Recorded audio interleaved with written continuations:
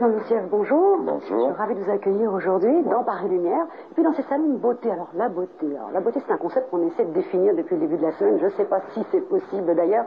Mais vous, en tant que photographe, est-ce qu'on pourrait dire que c'est ça que vous traquez, la beauté? Et qu'est-ce que c'est? La beauté, c'est une des composantes des choses que je cherche, oui, mais en même temps, c'est totalement indéfinissable.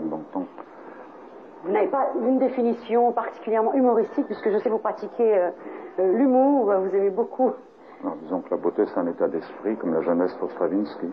Ah, voilà, par exemple. Alors vous dites, je fais des photos pour moi, si elles plaisent aux autres, tant pis.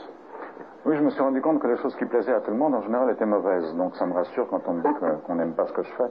Ah bon?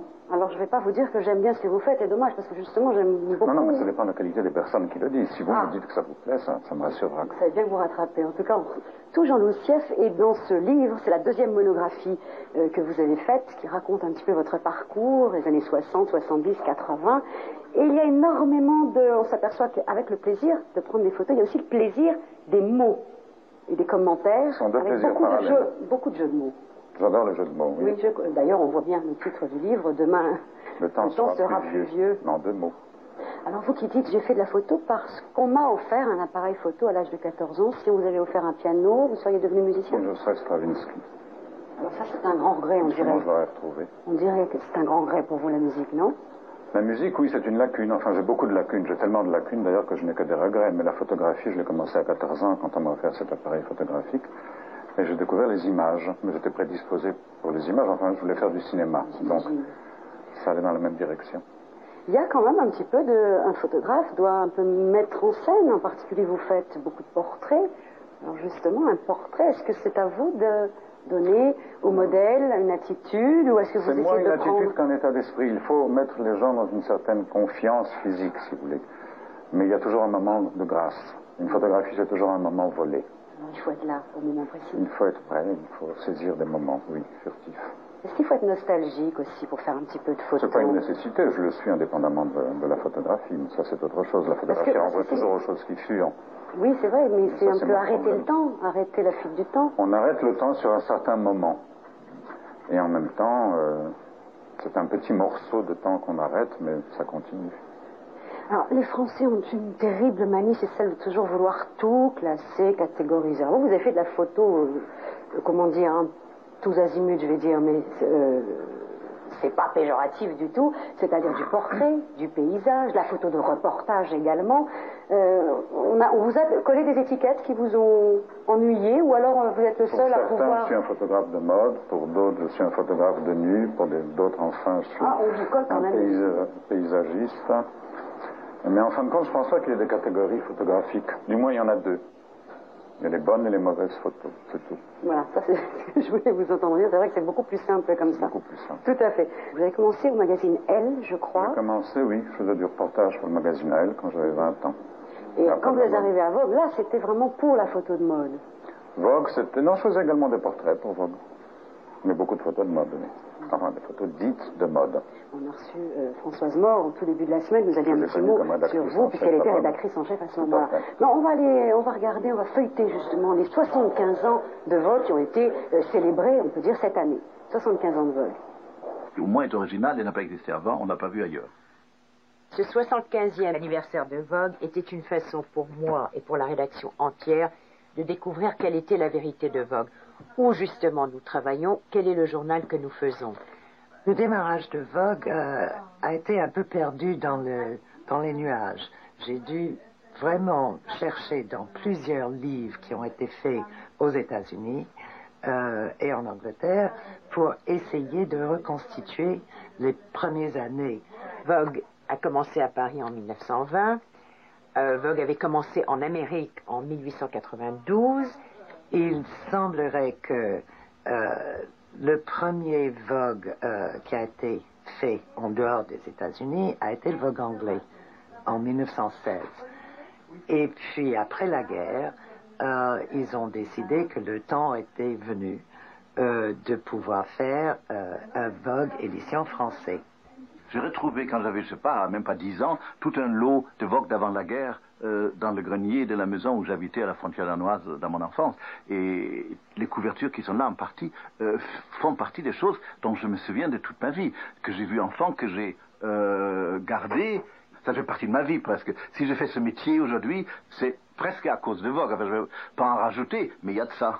Vogue, d'abord, c'est un esprit, car c'est quand même un truc qui existe dans le monde entier, et le Vogue français, c'est ce que John essaie de faire, devrait et doit, et le fait, redonner une espèce d'essence à la fois de la mode parisienne et du climat de la mode dans le monde entier, car aujourd'hui, ça n'est plus exactement comme dans les années 30, où on regardait qu'une maison de couture, comme toutes ces couvertures le prouvent, mais c'est une chose, un esprit général qu'il faut concrétiser, mettre en image, mettre en texte, et donner une couleur locale, parce qu'après tout c'est Vogue France, mais avec un côté pas régional, avec un côté universel.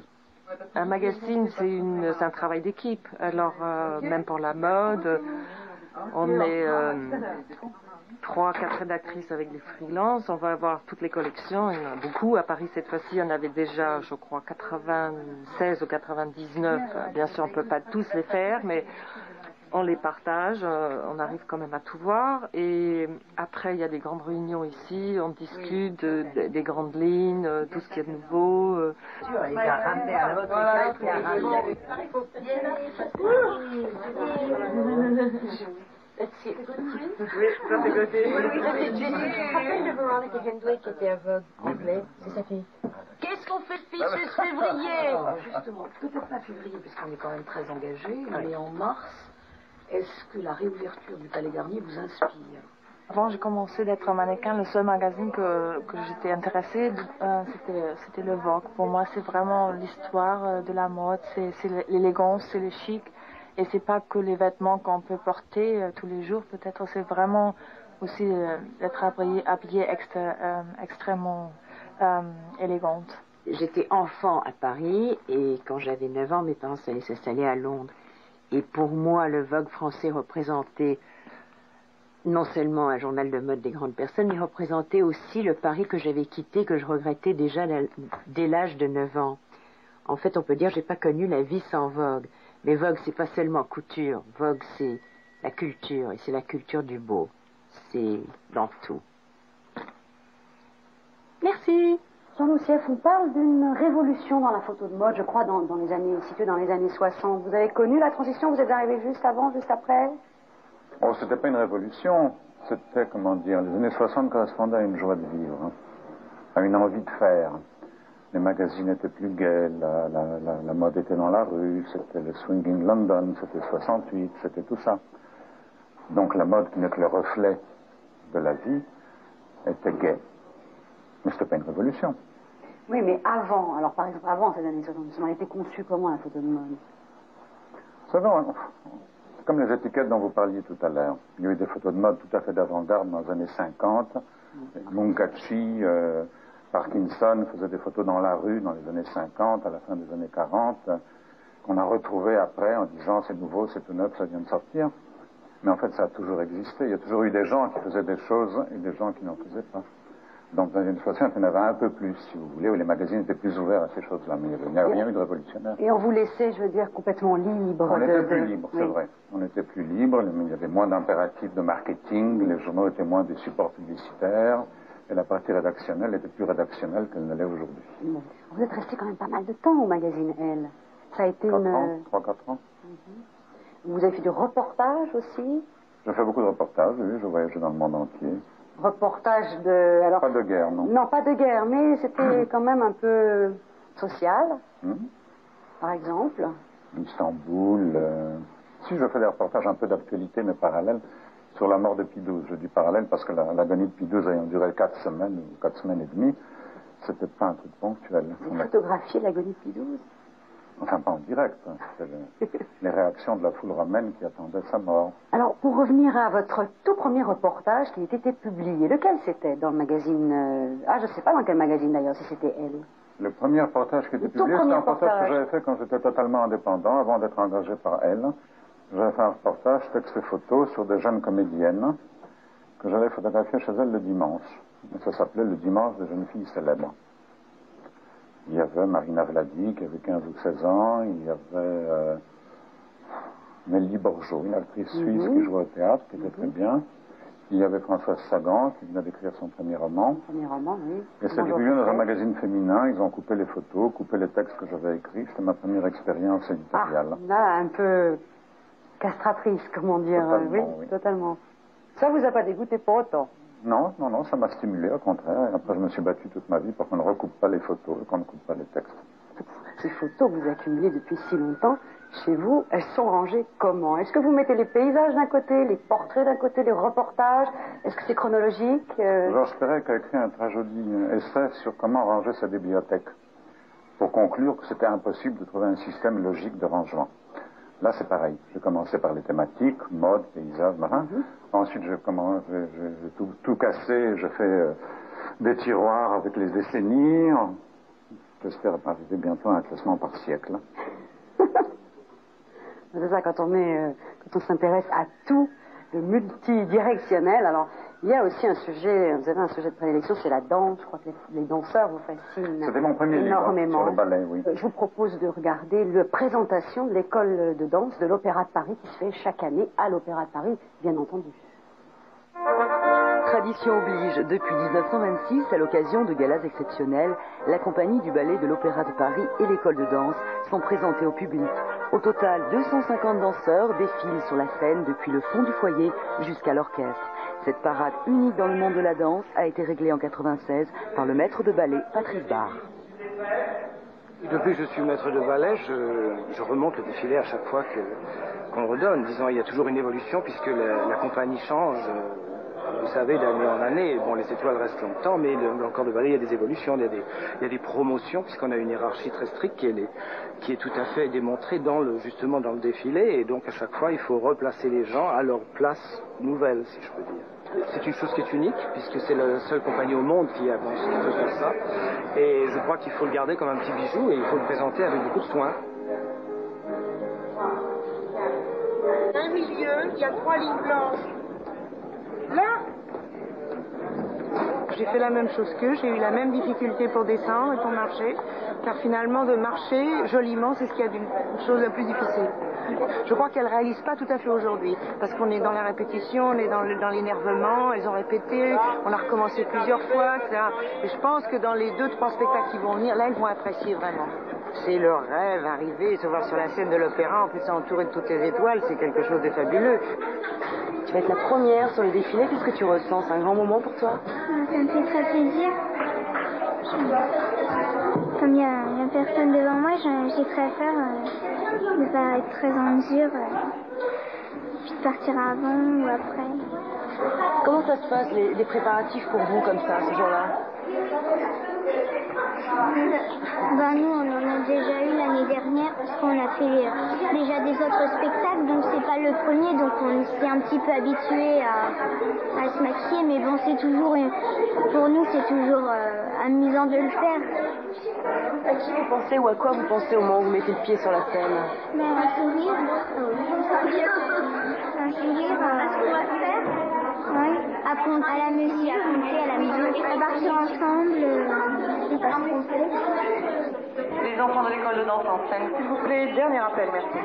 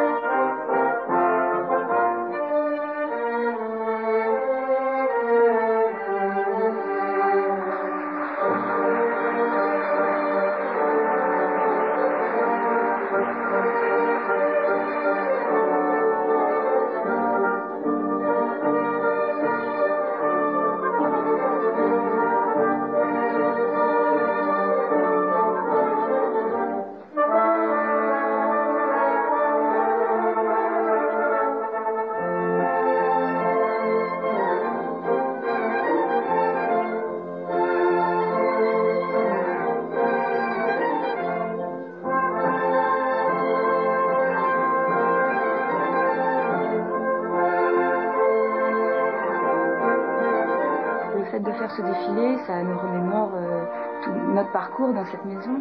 C'est vrai que nous sommes passés, enfin, la plupart sont passés des petits rats, à Cadry, Coryphée, Sujet, Premier Annonceur. On a fait toute la hiérarchie, donc on a eu toutes les places. Et c'est vrai que c'est très bien.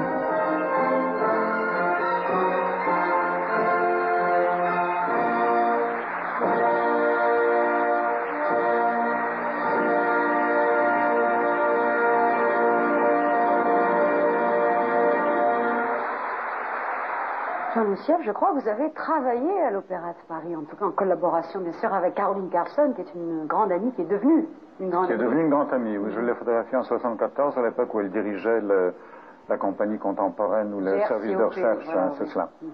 Et j'ai fait un portrait d'elle, elle m'a demandé ensuite de collaborer avec elle, de photographier tous les membres de la troupe, tous les danseurs. Et les photos étaient projetées sur la scène de l'opéra pendant un ballet. Voilà, ça fait partie du spectacle.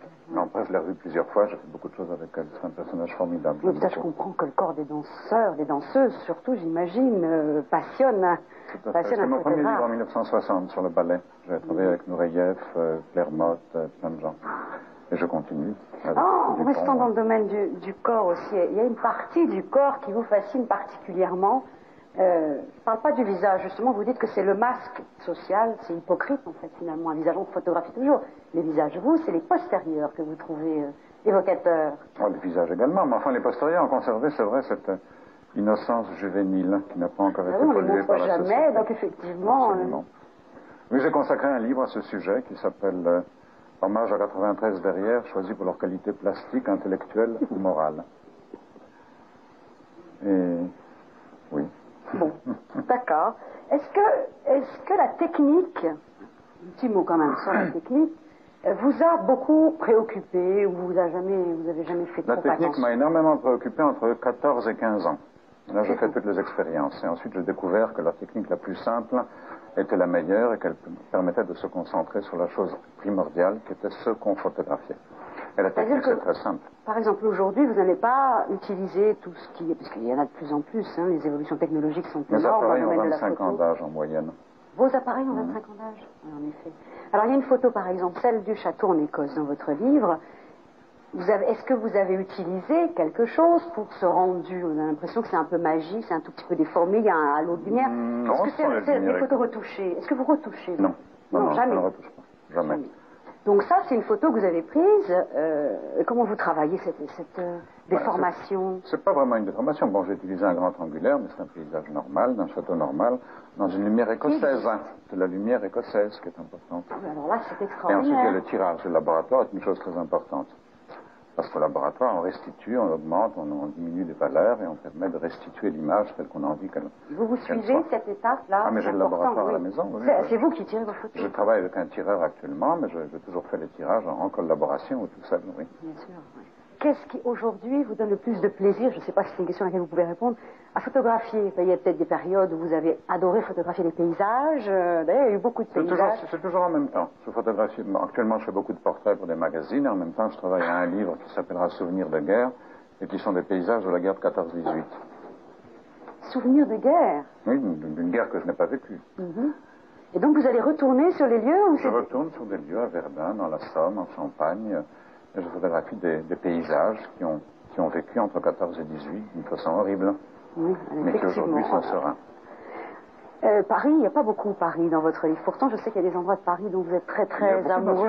Il y a l'île Saint-Louis. Il y a l'île Saint-Louis. L'île Saint-Louis, Saint-Germain. Si, je me promène beaucoup dans Paris. Autour de la Seine, bien sûr.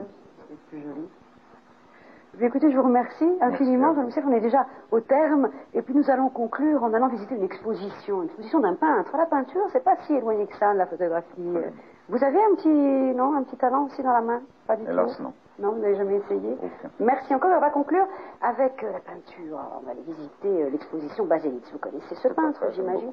Ce peintre allemand qui peint des choses un peu bizarrement. On va voir ça avec Michel Blumenthal et c'est au Musée d'Art Moderne.